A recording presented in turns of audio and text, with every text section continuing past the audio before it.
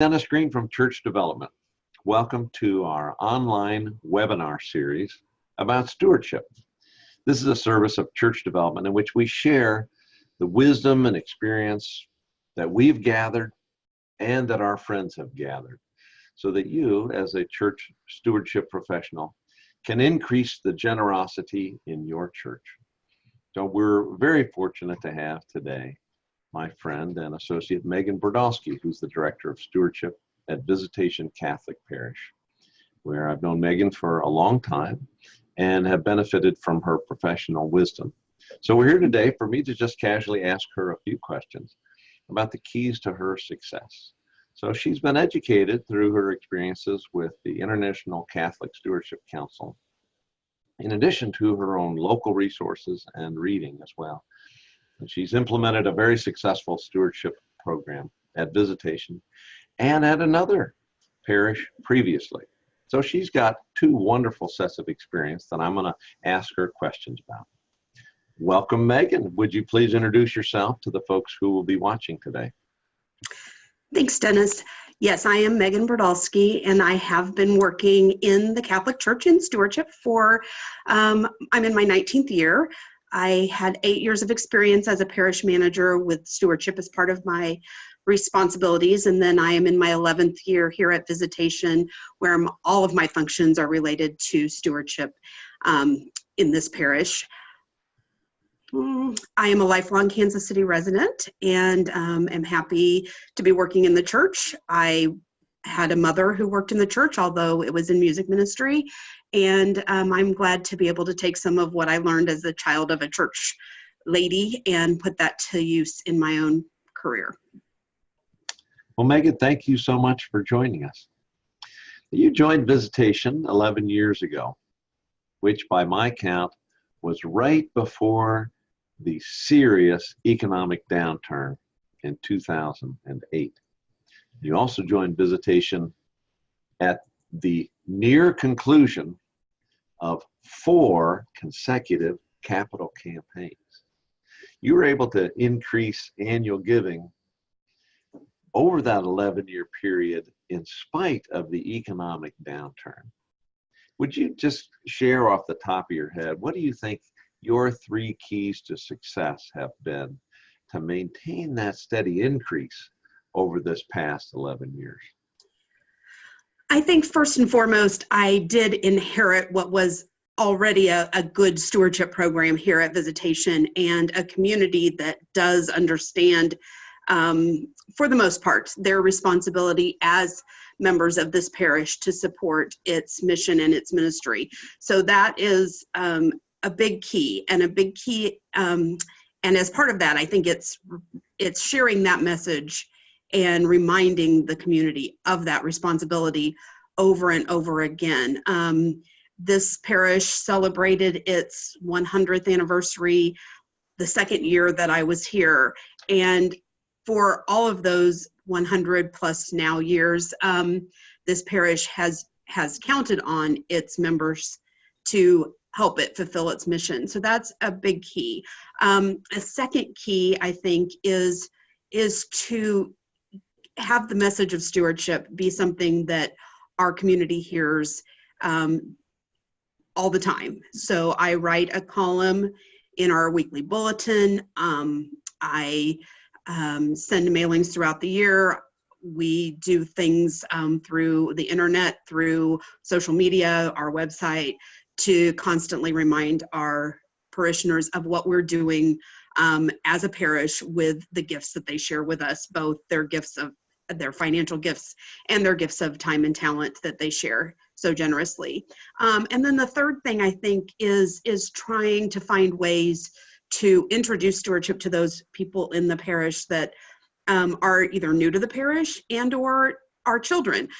So one of the things I've started since I've been here that I've now been doing for about 8 years, I believe, is going into the classrooms of our Catholic school and introducing the children to the concepts of stewardship and going back every single year and visiting their classrooms every year to expand on what we start in kindergarten and work with them through 8th grade on what it means to be a member of the church and to be a steward and to share their their gifts with others, and then find ways to also talk to those in the parish who are new, and give them the information that they need so that they want to be a steward and share their blessings with Visitation and with the broader community.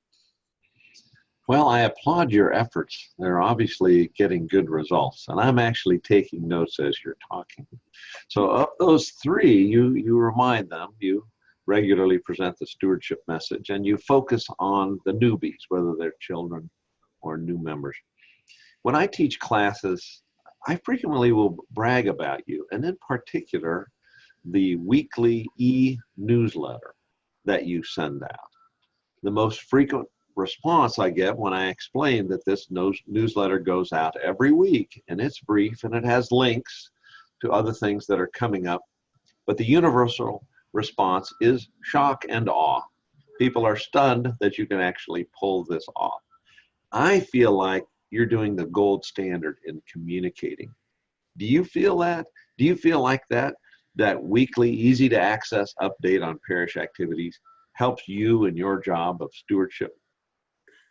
Oh, most definitely. I will always say that the biggest key to stewardship is for our members to feel like they are owners of this parish, to feel invested, to feel like it's their family, it's their community, it's where they go to celebrate all the good things in their life, as well as for support during the times that things are not so good. And for our people to feel that sense of ownership, they have to know what's going on. And the days of everyone picking up the bulletin as they leave church and going home and reading it cover to cover, I think are gone for some people. I think there are still a population that do take that bulletin home and read it every week without fail, but I think there's a lot of people that pick it up, take it home, and throw it in their recycling bin and don't necessarily read everything that's included. So getting our word out in other ways, letting people know what's going on in other ways has been an invaluable thing. The technology that exists today, and we still have not tapped all of it, right. But we do the e-letter, and I have found that the briefer the e-letter and the more ways that we can get the information out there, but like linking, if they want to see the full ad, they can link to get it. It's not 17 screens long when they open the e-letter. It's 2 or 3 screens long at max, has links to the other information, and it focuses merely on what is happening this week. We call it This Week at Visitation, and it's primarily focusing on events that take place in the current week or events that are no more than another week out into the future. Well, I love it. Congratulations.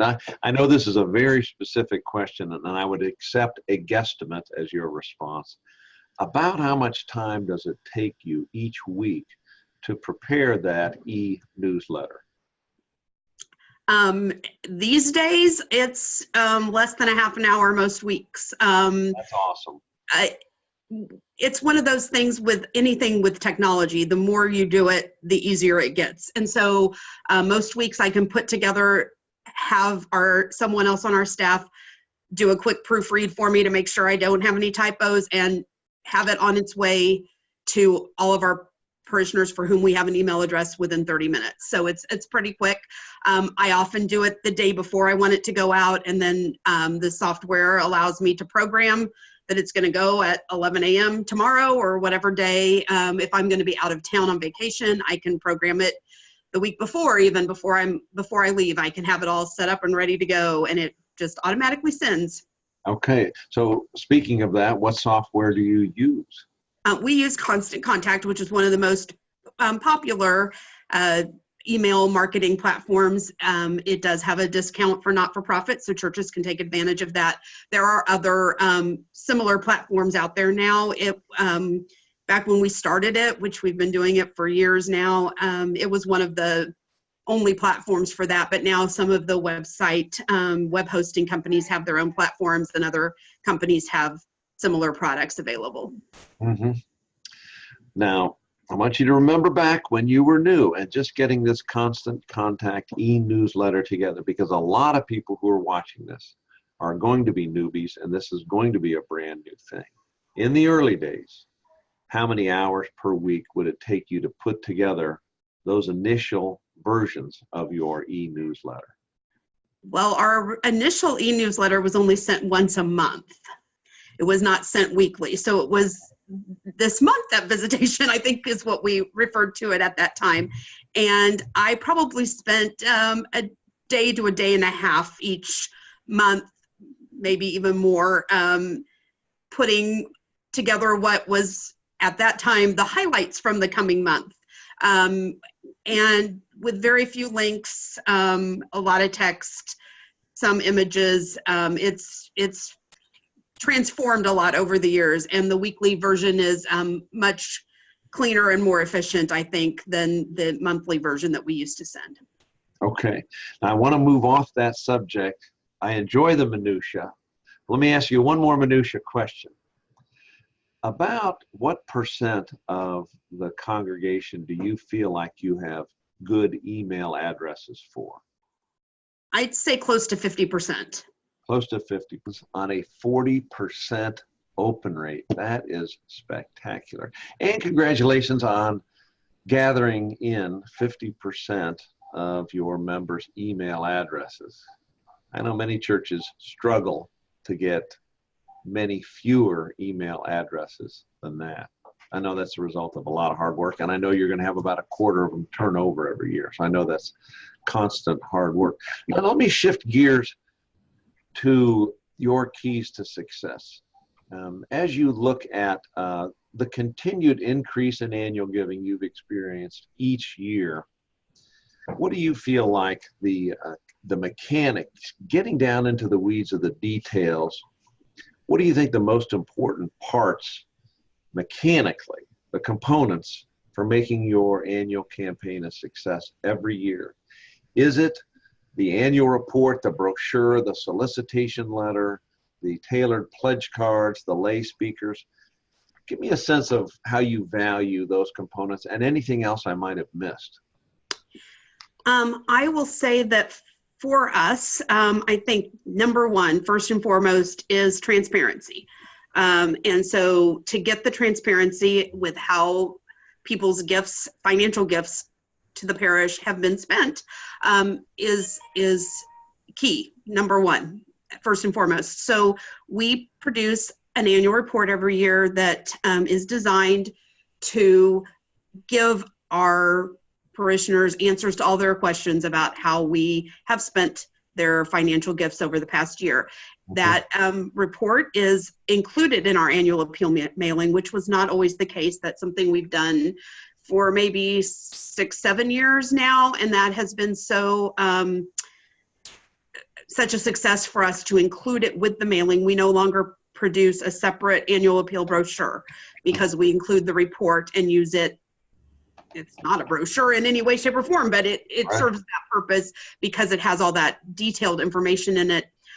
For our parishioners, one thing that is a little bit unique is that our parish does have a tithe itself. So the parish tithes back to the community. It's a strange formula that I can't really explain adequately, but I will say it roughly it equates to about 4% of our annual operating budget that our parish tithes back to the community. So that is tithed back in the forms of grants to organizations that serve populations and subscribe to the tenets of Catholic social teaching. It is support of food pantries in neighboring parishes throughout our city because our parish does not have a food pantry. So we support food pantries and emergency assistance organizations in other parishes. We give some emergency assistance to people within our own neighborhood. We support a sister parish in El Salvador and a number of other things, Habitat for Humanity and other projects of that type. So that tithe means a lot to our parishioners. There are a lot of parishioners who tithe more to the parish because the parish tithes to the community. So they want to see that accounting of how those gifts are made from the parish to other organizations. And then also just the detailed financial information of the parish at large, what percentage we spend on salaries and on facilities updates and utilities and ministries and all of those different things. So that's all outlined in narrative and an actual spreadsheet and graphs, all of that kind of thing. And then we also do some statistics about things that have happened in the parish, some narrative, and kind of brag on our accomplishments over the past year, let people know what all we have done as a parish. So that is a big key to us. Second thing is that we do tailor our pledge cards. So our pledge cards every year have, for those who have been pledging, and we get a large number of pledges. Give me some detail on that. What percentage of your parish families make an annual pledge? We are just under 50% that return a pledge card each year. But then you've got some that give by electronic fund transfer. Right, but we have another probably 15 to 20% that contribute through an annual gift or regular monthly contributions electronically that don't make a pledge but still give. So our giving rate is over 70% of our parish. It was 71% in the year ended June 30th of this year. 71% of our parishioners gave to the parish, but it's slightly under 50% that actually complete the pledge card each year. Some people only complete the pledge card in the year they want their monthly gift to increase, and then if they keep it the same for a couple of years, they wait a couple of years before they submit a new pledge card. And some people fill out the pledge card year in, year out regardless. So just slightly under 50% each year. Okay, that's awesome. Now, one of the terms that I think virtually no one would use to describe you is the word radical. However, a tailored pledge card is a radical departure from the good old days. Yep. To what degree do you attribute your considerable success to that tailored pledge card? I think it works here. I'm not sure that it would work in every situation in every community, but our parishioners understand that our parish's costs increase each year. So showing them what an increase in their pledge would look like each year actually goes along with that concept of our budget will increase each year. So our pledge card for everyone that pledges, as well as everyone that is giving a regular monthly gift, shows either their pledge from the current year or what they've been giving for the current year, and then shows them options for a 3, a 5, a 7, or a 10% increase. And that is a little bit different. We don't find very many people here that are offended by that. Don't think I've heard from anybody in the years that I've been here. And this is something that I did inherit. The tailored pledge card was actually implemented by my predecessor the year prior to my coming here. And I continued it every year since. And I have never had any parishioner say, why do you do that? Or don't do that, or I don't like that in this time I've been here. So I think it's a good thing. And I do think for most people, to see it written out, what they're giving, and then what a 3% or a 5% increase looks like, for the vast majority of people, it's not that huge an amount. I mean, those are small percentages. And to see that and be able to say, hey, I can actually do that. I can make an increase of 3 or 5%.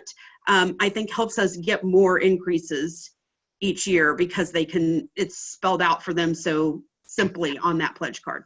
And you've made it so very user-friendly. Sure. So a person could just check a box and sign it, and they're done. Yep, it's pretty easy. That's impressive. All right, before we go, I want to ask you 2 last questions. Now, I've known 3 of the pastors that you have worked with who have distinctly different personalities.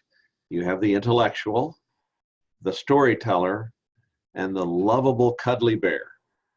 Which of those 3 types lends itself more to stewardship success, and why? You know, actually, I think that I've experienced success with all 3 of the people, and I know exactly who you're talking about by the descriptions. I even know that you left out one of the pastors I worked for. That's true. Okay. And I'm not going to say anything about that, but I would say that everyone style, I think, can be successful in stewardship if they use their strengths. Mm-hmm. The lovable teddy bear, as you referred to him, he used that. He used his charisma. He used the fact that people loved him and listened to him to get that message out and to let his parishioners know how important it was that they support what the church was doing. And that particular pastor was in the church, the first church I worked in, not in the church that I'm in currently. But I think in the church where I've been for 11 years now, both of the pastors, the intellectual and the storyteller, have done amazing things to get this message of stewardship out to their people in very different ways. And I think the parishioners here would agree with me and say that they're both effective in their own right. The intellectual, putting it out there with explanation and going to the scriptures and what the scriptures say to us about giving, I think is a wonderful way to get that message out. But likewise, I think the storyteller is another way. And actually, it's something that I do. It was something I have been doing for years. I discovered many years ago that my weekly columns in the bulletin were only as effective as as how creative they were, at least in my experience. And when I used somebody else's canned little stewardship message that was given to me, that was 3 sentences that talked in some random way about how this week's readings from the lectionary speak to stewardship, which sometimes it's really hard and it's a huge stretch to make that connection, did not get a whole lot of positive feedback for me.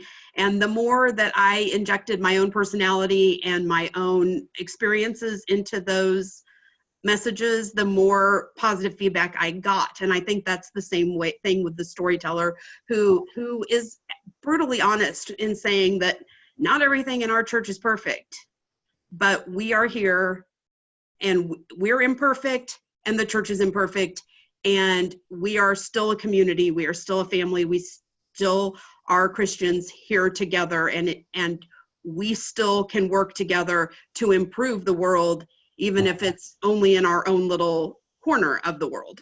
Mm-hmm. That's interesting. I so value your feedback, your perspective over time. And I think everybody listening will value that as well. One last question before we go, and that's about, what do you think the most effective ways are to help somebody get the idea of stewardship? My favorite scripture is 1 Peter 4:10, which invites us to become aware that everything we have is a blessing from God, and it is up to us to figure out how God's blessings can flow through us. Some people, like my wife, Jenny, just are born with that purity. I myself was not blessed. It was a struggle for me. I learned my first stewardship lesson after a 5-day float trip down the Congo River in 1979, where I ended up in an Angola war zone with a gun to my head. And the fact that I didn't die woke me up to my life is a blessing. And now I should use that to do something to make the world a better place. I know statistically that the average Catholic gives only 1.2% of their income to the church. Only 5% of us get the idea of tithing. So for you, from your vantage point over these years, what do you think the best ways are to help an individual get the idea of stewardship? Well, I think in all honesty, I think you either have to have grown up with it, like you said Jenny did, that it's born in her. That's what I grew up with. That was my dad, and that was what he illustrated for me. That's what he, it was his example that I followed as an adult because I grew up with that example. But not everybody has that. And I grew up Protestant, where I think more people have that example than in the Catholic Church. But I find that when I'm able to sit down and talk with people one-on-one, or when I have the opportunity to hear that maybe something I wrote in the bulletin resonated with them, and that's why I try to write our stewardship column every week in the bulletin from a different vantage point, and not have all of it be based on scripture, not have all of it be based on actual financial giving, but have it be like a well-rounded. So Sure. some weeks I talk about it at a very basic level. This week's coming up, my column is about stewardship at a kindergarten level. That's awesome. It's reporting on what I did when I went in and had my annual visit to kindergarten to talk about stewardship. And so I share some of examples from my conversations and my work with those kids. And so it's really basic. It's about helping other people. It's about being kind and helpful to other people, which is not always a financial thing. And then some weeks it is biblical, and we are called to tithe as part of our Christian duty. So it varies from week to week, and I think different things resonate with different people. Not everybody is going to come at it from the same life experience, from the same way of hearing things, because not everybody hears. Some people have to see, some people have to feel.